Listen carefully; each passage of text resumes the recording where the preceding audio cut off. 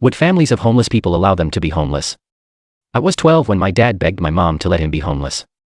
You see, my mom was working 80 hours a week, and it was their millionth argument about how my dad does jack shit all day and needs to start pulling his weight.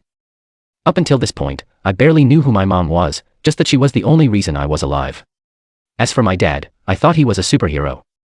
A superhero that does nothing but drink beer and watch recorded NBA games from the 80s, that is. I had no idea how dysfunctional our family really was. But this time during their routine argument, instead of defending himself or promising he'd figure stuff out eventually, he told her she deserved better. I watched the whole thing from afar, and it was the first time I had seen my mom cry. "Why can't you just be the man I fell in love with?" she yelled. Her voice filled with exhaustion. "Please just move on." My father slurred his words before burying his face in his hands. Meanwhile, I just silently sobbed, wondering if I was the reason mommy and daddy were fighting all the time. That's when my mom did something I never thought I'd see. She gave up. "Okay," she whispered before trudging up the stairs. My dad just sighed, and his body convulsed for a few seconds as if he was crying. But then he downed another beer and continued to watch NBA. Me and my mom moved out a few months later. I thought things would be harder, gloomier, but I was disgustingly wrong. My mom managed to cut her hours down to almost half, and for the first time ever, we were hanging out every weekend. She knew what topics I was doing in school and even learned my favorite food. Her eyes were filled with a spark I'd never seen before, and I felt like the luckiest girl in the entire world. Then came my 13th birthday. I begged my mom to invite my dad to the dinner. Her eyes fell to the floor with disappointment. "Are you sure you don't want something else, honey? I finally have enough money to afford the Lego set you always wanted."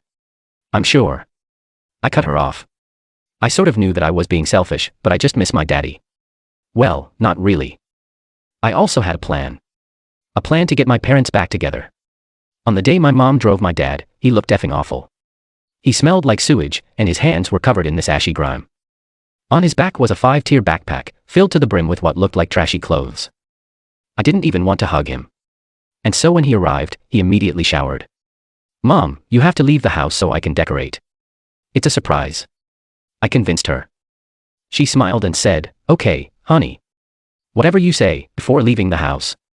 The second the door closed, I hatched my plan. My parents told me they had their first date in a diner on Valentine's Day, so I decorated every corner of the wall with the decorations I thought they'd have back then.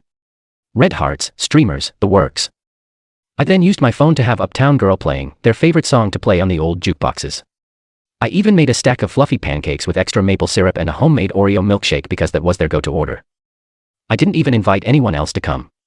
So by the time I was done, I woke my dad up from his nap and called my mom to come home.